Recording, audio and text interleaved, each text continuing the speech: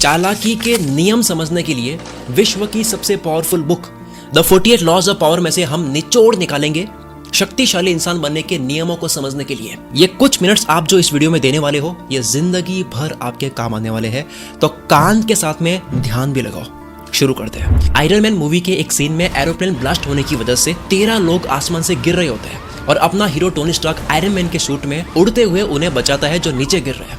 तो जब वो 2 लोगों को बचा लेता है यानी कि पकड़ लेता है उन्हें, उसके बाद में टोनी स्टार्क बोलते हैं अब केवल 11 और बचे हैं।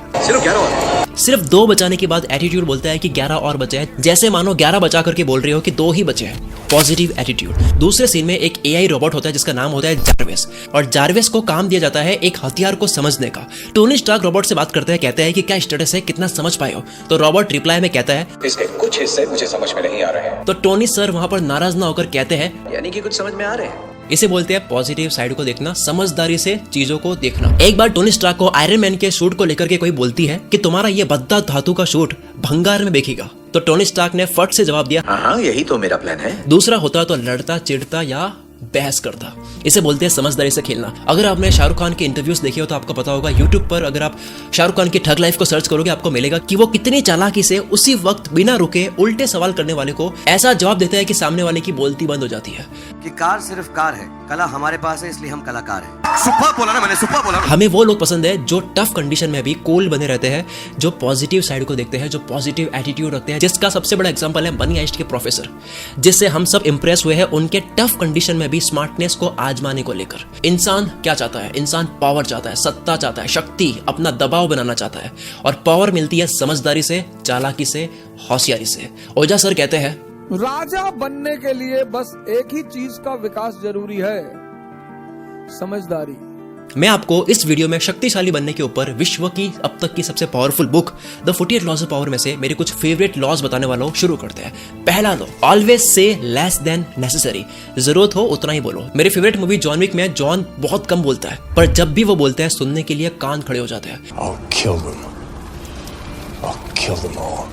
ये सिर्फ हमें लगता है कि ज्यादा बोलकर या फिर अच्छी बातें बोलकर आप सामने वाले को इंप्रेस करोगे, पर नहीं, आप कॉमन लगते हो। अपनी स्कैरसिटी बनाओ। स्कैरसिटी मतलब कोई भी चीज जो बहुत कम होती है, कम चीजों की वैल्यू होती है। प्लस ज्यादा बोलने से आपके फंसने के चांसेस ज्यादा होते हैं, आप रिवील ज्यादा होते हो, आप ज्यादा खोल जाते हो। नेक्स्ट लॉ है get others to do the work for you but always take credit. दूसरों से काम करवाओ पर नाम अपना करो। थॉमस एल्वा एडिसन, जो बल्ब के आविष्कार की वजह से जाने जाते हैं, उन्होंने बहुत खोजे या प्रोजेक्ट पर काम दूसरे वैज्ञानिकों से करवाया जैसे निकोला टेस्ला, और उनको पैसे देकर उस प्रोजेक्ट को खरीद लिया और अपने नाम के साथ में लॉन्च कर दिया। एक लीडर खुद काम नहीं करता है, उसके लोग काम करते हैं, पर नाम लीडर का होता है। कई फेमस लोग, सेलिब्रिटीज, बिजी होने की वजह से वो अपनी किताब नहीं लिख पाते हैं, किसी से लिखवा करके वो पब्लिश करते हैं। क्रेडिट ले जाता है वो फेमस इंसान, वो सेलिब्रिटी जिसने लिखी नहीं थी, और लिखने वाले को सिर्फ एक बार पेमेंट मिलती है। इसे बोलते हैं घोस्ट राइटिंग। स्टीव जॉब्स ने खुद ने कोडिंग नहीं करी, खुद ने प्रोग्राम्स नहीं बनाए, खुद ने कंप्यूटर नहीं बनाया, फोन नहीं बनाया, पर एप्पल का नाम सुनते ही किसका नाम याद आता है? अगला लो है win through your actions never through your argument. बातों से मत जीतो, साबित करके, कुछ करके जीतो। एक समझदार इंसान जब बेवकूफ इंसान से बहस करता है, तब बहस शुरू होते ही वहां अब 2 बेवकूफ हो चुके हैं। बहस मत करो, साबित करो। 3 इडियट मूवी में आपने देखा होगा कि आमिर खान करीना को बोलकर नहीं समझाता है कि तुम्हारी शादी एक गधे से हो रही है, बल्कि एक्शन से समझाता है। जैसे वॉच गुम होने का नाटक करवा दिया ताकि उसका रिएक्शन दिख जाए। What? You lost the watch? अरे कोई नहीं यार, नहीं लेना। अरे चालाकी थी। शूज पर चटनी गिराई ताकि वो अमीरी दिखाए, प्राइस दिखा करके कितने के जूते थे। अरे $300 के शूज है। ये दुनिया बातों से नहीं मानती है, डेमो से मानती है। डेमो देना होता है। सर क्रिस्टोफर रेन इंग्लैंड के बहुत बड़े आर्किटेक्ट लंदन के टाउन हॉल के प्रोजेक्ट पर काम करते हैं, और जब वो बना करके पूरा तैयार कर देते हैं, उसके बाद में सिटी मेयर को दिक्कत होती है कि इस बिल्डिंग में यार पिलर्स नहीं है, जिसकी वजह से शायद ये नीचे गिर सकती है। आर्किटेक्ट के अकॉर्डिंग उस बिल्डिंग में पिलर्स की जरूरत नहीं थी, फिर भी उस समझदार आर्किटेक्ट ने बिना बहस करे पिलर्स बना दिए सिटी मेयर्स के कहने पर। कुछ सालों के बाद में जब उस बिल्डिंग में रिनोवेशन का काम चल रहा था, तो वर्कर्स ने देखा कि यार ये जो 2 पिलर्स है, इनके ऊपर तो जोर आ ही नहीं रहा है, ये तो छत से अटैच्ड है ही नहीं, तो ये पिलर्स केवल शो के लिए क्यों लगाए गए? फिर हिस्ट्री में देखा तो पता लगा कि इस समझदार आर्किटेक्ट ने बिना बहस करे ये 2 पिलर्स सिटी मेयर्स के कहने पर लगा दिए थे, जबकि जरूरत नहीं थी। आर्किटेक्ट ने खुद के डिजाइन के साथ में कॉम्प्रोमाइज भी नहीं करा और सिटी मेयर के लोगों को भी नाराज नहीं किया। आप एक्शन से जीतो, शब्दों से नहीं। चालाकी का अगला नियम है learn to keep people dependent on you लोगों को पूरी तरह से आप अपने ऊपर निर्भर कर दो। आप किसी के कितने ही काम आ जाओ, जब आपकी जरूरत खत्म हो जाती है उसके बाद में लोग बाप बनने लग जाते हैं या भूल जाते हैं आपको। ऐसे में हमेशा कोई एक चीज ऐसी रखो जो सिर्फ आपके द्वारा ही हो सकती है, या फ्यूचर में कोई एक चीज ऐसी हो जो सामने वाले के लिए सिर्फ आप ही कर सकते हो। वो कभी भी आपके ऊपर हावी नहीं होगा, जिसे बोलते हैं हाथी के दांत दिखाना। एक बारी ज्योतिष ने राजा को कहा कि 8 दिन बाद में रानी मर जाएगी, और वाकई में उसी वक्त यानी कि 8 दिन बाद रानी मर गई। राजा को शक हुआ कि इसने अपनी भविष्यवाणी को सही करने के लिए मारा तो नहीं है कहीं। राजा ज्योतिष से डरने लग जाता है कि ये एक दिन मेरे ऊपर हावी न हो जाए, इसलिए राजा ज्योतिष को मारने ही वाला होता है। तब आखिरी बार राजा ज्योतिष से पूछता है कि तू ज्योतिष है ना, तो बता तेरी मौत कब होगी। ज्योतिष ने चालाकी का खेल खेला और बोला, महाराज आपकी मौत के ठीक 3 दिन पहले मेरी मौत है। राजा डर गया कि इस भविष्यवाणी के अकॉर्डिंग अगर आज इसको मार दिया तो 3 दिन के बाद में मैं मर जाऊंगा, तो इसे छोड़ देते हैं। लोगों को ऐसे निर्भर कर दो कि वो आपके साथ में बुरा ना कर पाए। अगला लॉ है सीम डमर देन योर मार्क, यानी जितने इंटेलिजेंट या स्मार्ट हो उससे थोड़ा कम दिखो। इंटेलिजेंट लोग जितना बेवकूफों से मिलना पसंद नहीं करते हैं, उससे कई ज्यादा बेवकूफ लोग इंटेलिजेंट लोगों से मिलना पसंद नहीं करते हैं।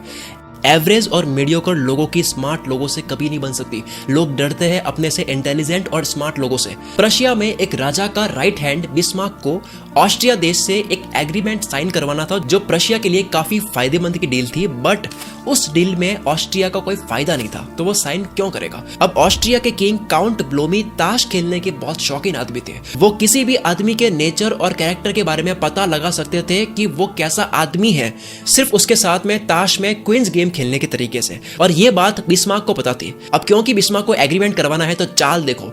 एग्रीमेंट होने के एक दिन पहले बिस्मार्क ब्लोमी को, जो कि ताश खेलने के शौकीन है, उनको बातों में उलझाकर बड़ी चालाकी से क्वींस खेलने के लिए इनवाइट कर लेता है। और जब गेम शुरू हुआ तो बिस्मार्क ने वो गेम जान करके लापरवाही से खेला, खूब पैसे हारे, लेकिन ऐसा करके ब्लोमी को चकमा देने में बिस्मार्क कामयाब रहा। ब्लोमी को यह फील करवा दिया कि बिस्मार्क काफी रिस्क लेने वाला इंसान है। गेम्स में गलत मूव्स चलकर बहुत पैसा हारने के साथ में बेवकूफों की तरह वो बात भी किया जा रहा था, खुद को नर्वस साउंड करवाने के लिए या फिर राजा ब्लोमी के सामने कम अक्ल वाला दिखने के लिए। ब्लोमी ने बिस्मार्क के नेचर और कैरेक्टर से पता लगा लिया कि ये इंसान कमजोर है, ये लापरवाह इंसान है, ये डर जाता है, ये क्या ही चाल चल रहा होगा। इसलिए दूसरे ही दिन एग्रीमेंट साइन करने का टाइम आया तो बिना ठीक से कंडीशंस पढ़े साइन कर दिए, और बिस्मार्क पत्तों का गेम हार के भी जीत गया, साइन करवा लिया। रूल, सामने वाले को लगने दो कि वो जीत रहा है, लेकिन दिमाग में आप जीतो। Play smart, act like you don't notice anything. आप मेरी वीडियोस को देख करके चालाकी और समझदारी सीखो, पर चार्ली चैपलिन की बात भी याद रखो, जो कि है more than cleverness we need kindness and gentleness. यानी दुनिया में चालाकी के साथ नर्मता भी जरूरी है। चालाकी से आपको खुद को बचाना है, ना कि दूसरों को दबाना है। आई होप इतना काफी था। वैसे हाँ, इंसान के अंदर भोलापन, बचपना और पागलपन ये कभी मरने नहीं चाहिए, ये कभी खत्म नहीं होनी चाहिए। वॉल्ट डिज्नी ने कहा है कि चालाक और जिसमें बहुत दिमाग है वो कभी भी कुछ नहीं समझ सकता। इनका मतलब है कि ज्यादा समझदारी आपको कुछ चीजें सीखने से रोकती है, तो बैलेंस होना चाहिए। इस वीडियो में एक कमेंट करके जरूर जाना अगर आपने इस वीडियो को पूरी देखी है। अगर तारीफ क्या कर रही है समझ नहीं आ रहा है तो केवल ये लिख दो यार कि मैंने वीडियो को पूरी देख ली है, वो मेरे लिए मोटिवेशन होगा। मिलते हैं अगले संडे शाम 5 बजे। मैं शकील कुल मित्र से आपके सपनों को सपोर्ट करता हूँ।